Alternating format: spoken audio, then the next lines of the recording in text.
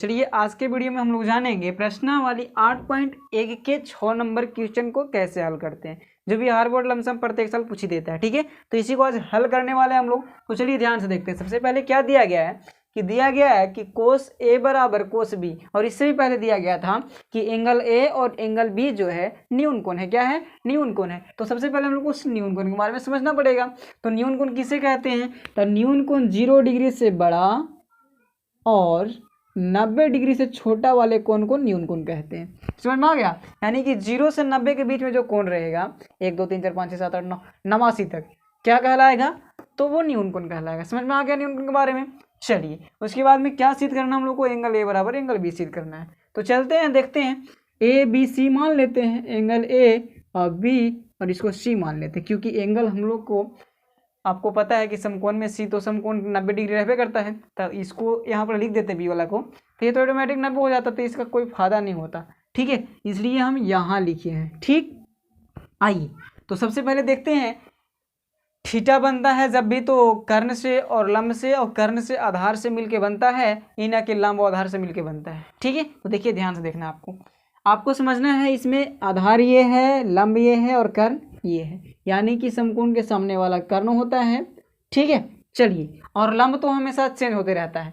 अगर थीटा बनाया यहाँ तो लंब ये, थीटा बनाया यहाँ तो लंब ये। ठीक है, चलिए तो सबसे पहले समझना होगा दिया क्या गया है। दिया गया है कि कोस ए बराबर कोस बी दिया गया है। ठीक है, चलिए, यानी कि कोस ए, एगो थीटा का मान ए है, एगो बी है, इसीलिए हम यहाँ पास ए और बी माने हैं। ठीक है, चलिए अब देखना है ध्यान से कि कोस थीटा का फॉर्मूला क्या होता है। ठीक है, तो कोस थीटा का फॉर्मूला होता है, देखिए ध्यान से क्या होता है, इससे आप छाट सकते हैं एल ए एल के ए, इससे आप निकाल सकते हैं।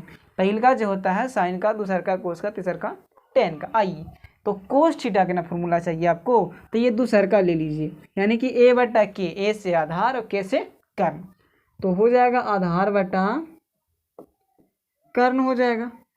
और थीटा क्या है? ए है। चलिए वो बताएंगे हम आपको बाद में। ये भी आधार बटा क्या हो जाएगा? कर्ण ही हो जाएगा। ठीक है, चलिए ध्यान से देखना है। अब देखिए थीटा पर विचार करते हैं हम लोग। ए इसमें थीटा है, तो अब आधार कौन होगा, कर्ण कौन होगा, ये तो आपको पता करना पड़ेगा। ठीक है, और कर्ण हमेशा फिक्स होता है, लेकिन आधार और लंब की चर्चा करें तो अलग अलग हो जाता है कभी कभी थीटा के अनुसार। चलिए, तो ए पर थीटा है, तो थीटा तो ए यहाँ है, तो इसके हिसाब से जो लंब होगा, थीटा के सामने वाला लंब होता है, तो लंब जैसे ये हो जाएगा, लंब कौन हो जाएगा? C B. क्या हो जाएगा? सी बी बोलो या ए बी सी बोलो। ठीक है, चलिए तो सी बी लंब हो जाएगा, तो हमको लंब तो नहीं चाहिए, तो जब लंब ये हो गया और कर्ण तो फिक्स रहबे करता है कि उधर वाला, यानी कि बढ़कर रहेगा कर्ण ही रहेगा। उसके बाद में आधार क्या हो गया? ये हो गया आधार, किसके हिसाब से था? थीटा ए के हिसाब से। तो आधार किसको लिखेंगे? तो ए सी लिखेंगे। क्या लिखेंगे? ए सी लिखेंगे। ठीक है, और कर्ण तो फिक्स रहता है ए बी, कर्ण क्या हो जाएगा? A B. ठीक है, यहाँ तक समझ में आया होगा आपको, कोई दिक्कत? आइए, यहाँ बी पर थीटा है, क्या किस पे? बी पर, तो बी से चलेंगे तो लंब सामने वाला, बी से चलेंगे तब थीटा बी लेके चलेंगे तो कौन होगा? लंब, तो सामने वाला, यानी कि ए सी हो जाएगा। चलिए, ए सी बटा कर्ण कौन है? तो कर्ण तो ए बी है, ये है।